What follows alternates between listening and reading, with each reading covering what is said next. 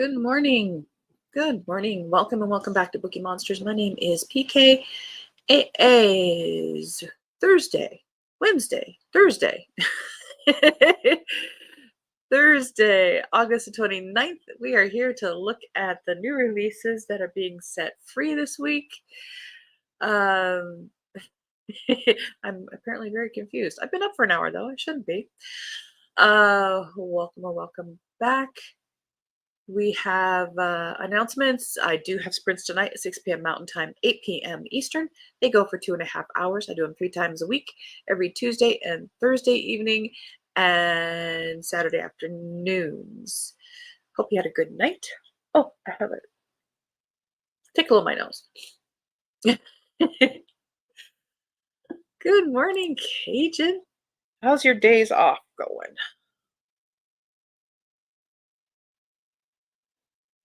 I hope you're doing virtually nothing. I mean that in a good way. Like relaxing nothing. Reading good books, nothing.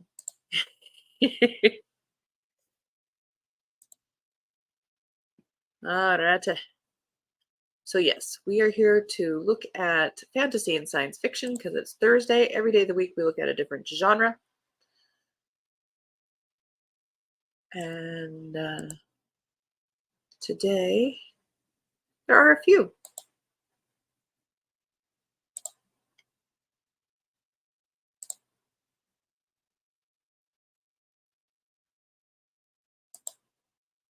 The Unseen King by Allison Anderson. Third in the Cartographer War series. That's a pretty cover. Prince Aidan is gone, taken, kidnapped by the Fae and portaled to only the goddess knows where, and Penny Barkley is determined to find him. With a pack on her back and Aidan's trusty dog at her side, Penny rushes headfirst into fairy the world she always dreamed of, but never thought she'd see. At first, the magical kingdom is mystical and fantastic, but as Penny journeys deeper into the seasonal port, she discovers that some magic is not to be trifled with, and her childhood fantasies were just that, fantasies. It will take all of Penny's strength and ingenuity to find Aidan and bring him back to Olympia. When Aidan wakes in a new world, all he can think of is getting back to Penelope and his family in Olympia. After the death of the High Queen at the hands of the rebellion, Aidan finds himself trapped by magic he doesn't understand in a kingdom of fae that would rather fight one another than face the approaching enemy. Becoming High King of a folk he'd never even met may be the goddess's worst idea yet. But when he meets a family of fae that have insights to his past and his magic, he has to decide whether to embrace his new life or return to Penelope to find the life they promised each other. Separated by enemies and friends alike, Penny and Aidan must adapt to this new kingdom and help the Fae to fight off the rebels or find themselves trapped in a land on the brink of destruction.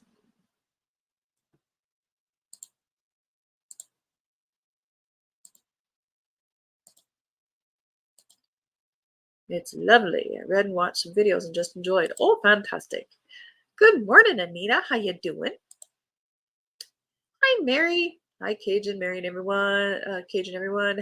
Happy Thursday. Glad you're enjoying your time off, Cajun. Indeed. You're doing it for all of us still in the workforce. I say that because I know a lot of people who are retired, and they did their time. The Temptation of Magic by Megan Scott, first in the Imperial trilogy. Perfect for fans of A Discovery of Witches and Serpent and Dove, so we shall see. Nicole Palmer and her family have been in hiding for years from the Wake, a shadowy organization that governs all supernatural creatures. If the Wake discovers that Nicole is an Imperial, a rare kind of creature that can shapeshift into any creature's natural predator, they'll force her to join them or kill her for resisting, like they did her mother. Nicole is close to uncovering a secret message hidden in a supernatural art collection, a message from her mother about how to destroy the Wake for good. But when the collector is murdered and a key painting stolen, the Wake sends their best Imperial assassin to track down the dangerous creature on the loose. I bet he's hot. Kyan McCarter is handsome, perceptive, and the last person Nicole wants to work with to find the stolen painting. Their search sparks a powerful connection between them, but if Kyan finds out that Nicole is a rogue Imperial, he'll have no choice but to hunt her next. After all, no one disobeys the wake and survives. I also kind of like that cover.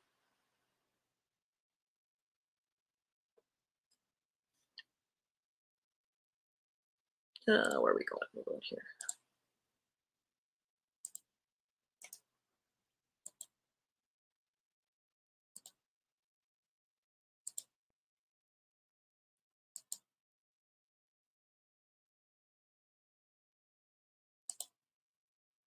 Not always able to make it. That's okay. It's early. That's why I repost it later. We are going to get my haircut today. Ooh, and then off to North Carolina tomorrow to visit family. Excited, but lots still to do to get ready to go. Oh, indeed. Life does intrude. Yep. Mysterious Ways by Wendy Wonder. What a great name. It's probably a pseudonym, but what a great name. 17-year-old Maya knows everything. When she looks at someone, she instantly knows their history, their private thoughts, their secret desires, their most tragic failures. Combine these private miseries with the general state of the world, it's easy to see why Maya's power starts to get her down. Which is why she was sent to the Whispering Pines psychiatric facility, and also why starting at a new school is going to be such a challenge. Now faced with Tyler, a cute guy she actually wants to know everything about, Maya realizes that maybe her power isn't so horrible after all. Maybe she can use it for good. Maybe she can even get the guy. Or maybe there really is such a thing as knowing too much.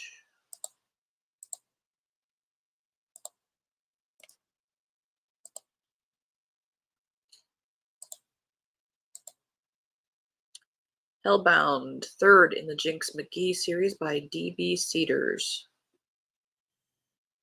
There ain't no rest for the wicked. Jinx McGee and her team of demon hunters managed to neutralize the master demon of sloth. I want to be the master demon of sloth. Relying more on luck than skill, but with 6 more powerful rogue demons on the loose, she'll need to bring her A game to the hunt for their next target.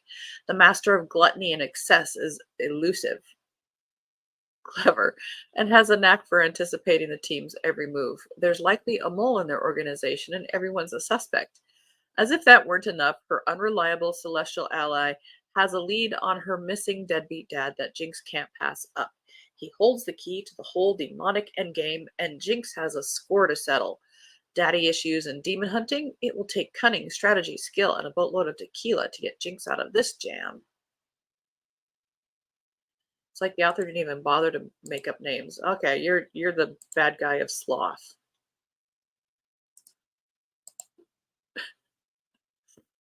Maybe it was written by an AI. These days, we will never know.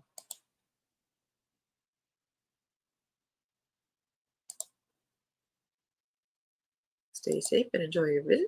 Thanks. I will see both my children. One lives in California and Florida, so this is a very special. Absolutely, and you're gonna be like a week, aren't you? Yes, and they'll be glad to see you. Firebirds by Kate J. Armstrong. The Nightbirds were once their city's best kept secret, but now the secret's out. What's more, they can do feats of magic no one has seen in centuries. They're like the Firebirds of old, the powerful women who once moved mountains, parted seas, and led armies. Some say that when 4 join together, they become a force that shakes the earth and sends magic rippling through it. It does seem as if something has woken in Udea, but the 4 girls responsible don't want the world to know the full extent of what they can do, at least not yet. As the new leader of Udea works to lift the prohibition on magic, the churchmen who do not support it and the gang lords who profit from it whisper rebellion. The secret resistance who once sheltered the Nightbirds is rallying too. Smelling blood in the water, an ambitious Farland's king threatens to take Udea. As war looms and the Empire's fate hangs from a knife's edge, the Nightbirds have to decide if becoming than that more than that are okay, whatever Firebirds protect Simta. I might need more coffee. Is worth losing themselves entirely and the lives and loves they might have had.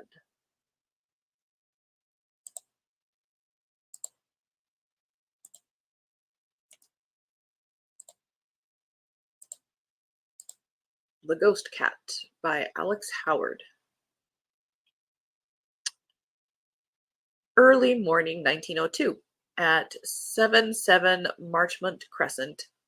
Oh, Ely, the Charlady, tips coal into a fire grate and sets it alight. Overhearing, Grimalkin the cat ambles over to curl up against the welcome heat and lick his favorite human's hand. But this is to be his last day on Earth before he becomes the Ghost Cat. Follow Grimalkin as he witnesses the changes of the next 120 years, prowling unseen among the inhabitants of an Edinburgh tenement while unearthing some startling revelations about the mystery of existence, the unstoppable march of time, and the true meaning of feline companionship. Sounds cute, but also sad.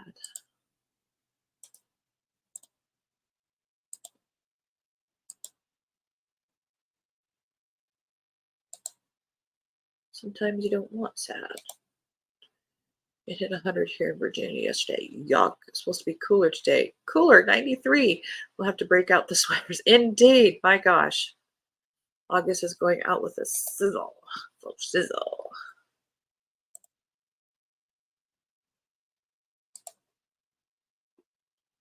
But fall is coming. Truly Madly Magically. Witch Lore number 3 by Hazel Beck. A witch cursed to tell the truth, and the man who won't let her lie to herself anymore. Cursed, but can she lie to herself? She has to tell the truth. Cursed by her own mother to always tell the truth, and one of the only half-witches around, Elowyn Good has never considered herself an equal part of the Riverwood Coven. But when the Joywood, the evil rulers of the witching world, target her directly, she begins to wonder why they want her gone. She'll need to work with her newly formed coven to survive, which includes dealing with her first love, past wreckage, and a whole new complication she didn't see coming. With their fates in the balance, Elowyn will have to learn to trust Xander again, or be doomed to repeat the mistakes of the past, assuming they all survive the Joywood's latest bid for absolute power over the witching world. There's some names that just kind of drive you crazy. Xander's one for me. So is Tanner. Maybe it's the sound. Xander. I already don't like you.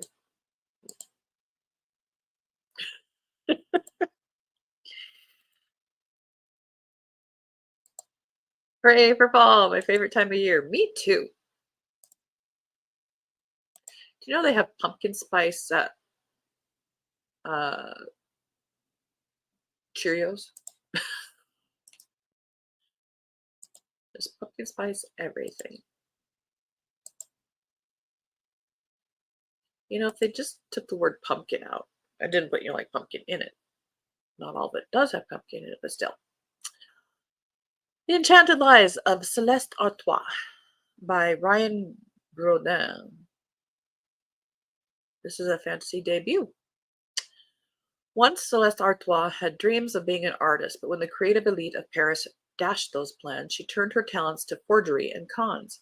She and the enchantresses, her two fellow thieves and best friends, see Paris as a rich hunting ground for marks. Yet even though their hideout, can you not take a little criticism? Yet even though their hideout in Père Lachaise cemetery is bursting with Franks, Celeste cannot rest. There is always more to take, and the blood she has begun to cough into her handkerchief means her time is running out. But everything changes when she encounters Rafe, a mysterious and beautiful stranger who leads her to an enchanted salon, a place where artists can bring wondrous imaginations to life. Celeste is captivated by this establishment and learns of the existence of magical Paris, hidden in the pockets and alleys of the ordinary world, if only she knows where to look. Rafe offers Celeste an irresistible deal, the gift of time. Oh dear. Are these vampires? The gift of time in exchange for lending him and his benefactor her forging talents. But one must be careful making deals with devils, and there's more to this hidden world than meets the eye. Shadows have begun to circle Paris, and soon the enchantresses will find that true magic is far more powerful and deadly than they ever imagined.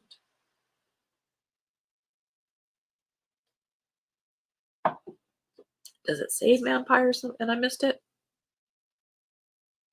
We have time.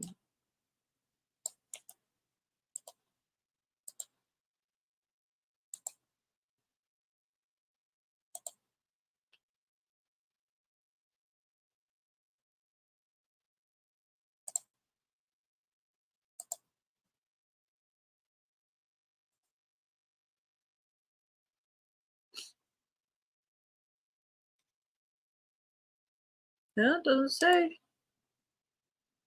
Maybe not.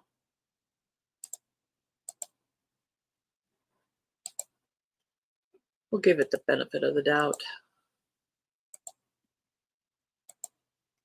The Crimson Crown by Heather Walter. Whoop! First in the Crimson Crown duology. I love it. I love pumpkin spice, but it does not need to be in everything. I agree. It sounds like vampires. Have you started Bless Your Heart? Waiting for my hold. I have. Yes, I have. Where am I?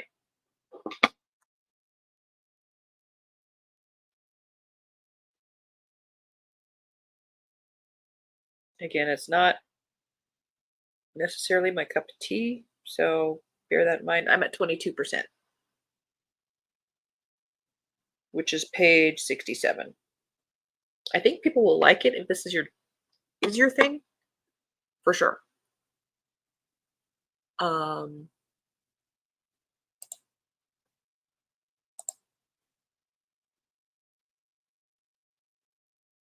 Let me think about that for a minute. Crimson Crown, Heather Walter. Legends tell of a witch who became a queen, the heartless villain in the story of Snow White. But now the wicked queen is stepping out of Snow White's shadow to become the heroine of her own legend.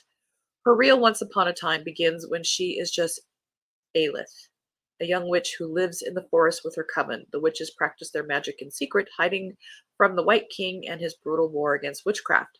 Aelith, however, faces a war of her own. Her magical gifts have yet to reveal themselves, and as the threat of the royal huntsman intensifies, Aelith fear fear. I feel like I have like a lisp or something. Fears she will never become the witch her coven needs.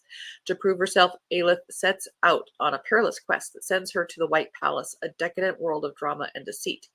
There, Aelith encounters an unlikely figure from her past, Jaquetta, a witch who once held Aelith's heart and betrayed her.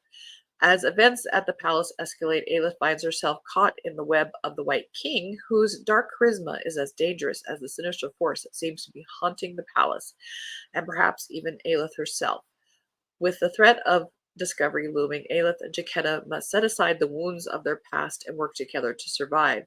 As she uncovers the secrets of the White Court and those of her own heart, Aelith must find the strength to transform into someone she never imagined she could be, a powerful witch, the very wickedest of them all.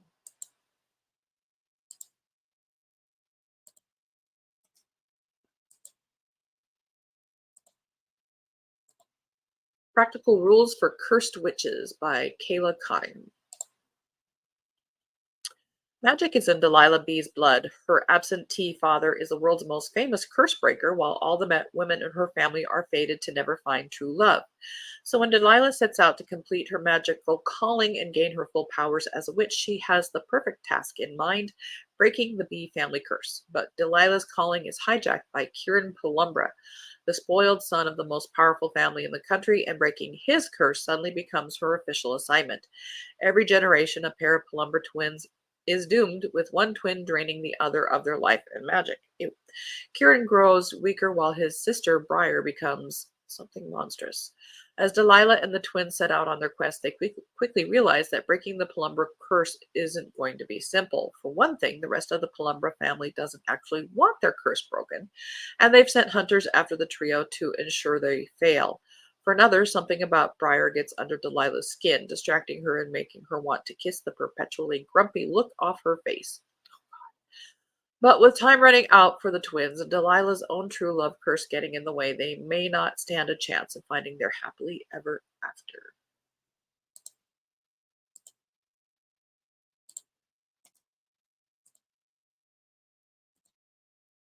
The last one, Between Dragons and Their Wrath by Devin Madsen. No relation, spells it wrong. When dragons rage, chaos reigns. Conquest built the Sealy's Basin. Now enemies once more threaten its borders. But when the Lord Reacher declares himself supreme ruler to enforce unity, old angers erupt, threatening to tear the basin apart from within.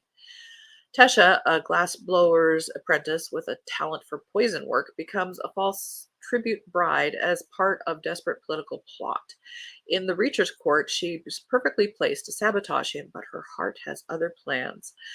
Nayli is laundress to an eccentric alchemist, a job that has left her with strange new abilities that are slowly consuming her and attracting the notice of the city's underground rulers. With time running out, she'll have to gain power by any means just to survive, let alone change the world.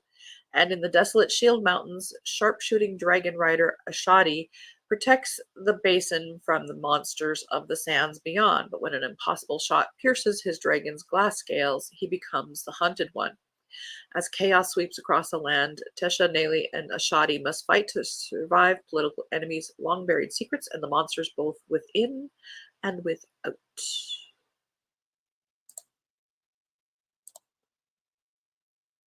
And that is all that we have for today.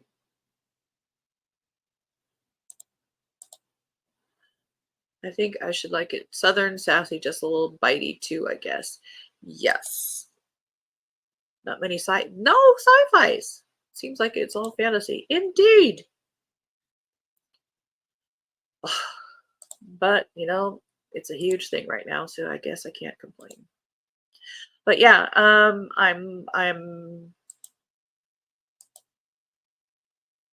not hating it. Bless your heart. And again, if I were more into that type of book, I would be loving it.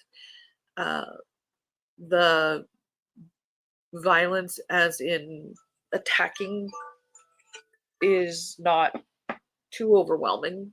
It's not off stage, but it's not too overwhelming. The characters are interesting. I just have a yuck about vampires. I'm working on it. I have another one on hold at the library that came up, and I had to delay it because I'm just too many books right now. What is it? Tempest in a Tea, something like that. Anyway, so I'm trying. But it is my goal to read that and the two other ones I have going by the end of the month, which is this weekend. And I'm not giving up yet. Thanks so much. Have a happy day, everyone. Doubt I will see you all for a while traveling tomorrow and then busy with family next week. Happy Labor Day and enjoy days off. You too. Travel safely. Have such a good time and enjoy. I think you'll come back so happy, Cajun. I may see if I can find a children's one. Oh, okay. I do have a safe trip, Mary. Indeed. I do have an Amazon list of vampire ones. We can look at it tomorrow if you want. For some options that I had been looking at. I don't know if I have any children's one. If you have you seen Storm's video? I think she has a middle grade one in there because you know she loves middle grade, so she might have a good option in there too. All right, guys, thank you so much. Have a good rest of your day. Again, I do have sprints tonight at 6 p.m. Mountain Time, 8 p.m. Eastern. And tomorrow is Freeform Friday, so we'll look at vampire stuff, we'll look at spy stuff, we'll do stuff like that. And we still have a couple more cozy mysteries to look at. Yes, I've got lots of ideas from Storm. Yep, she's good about that.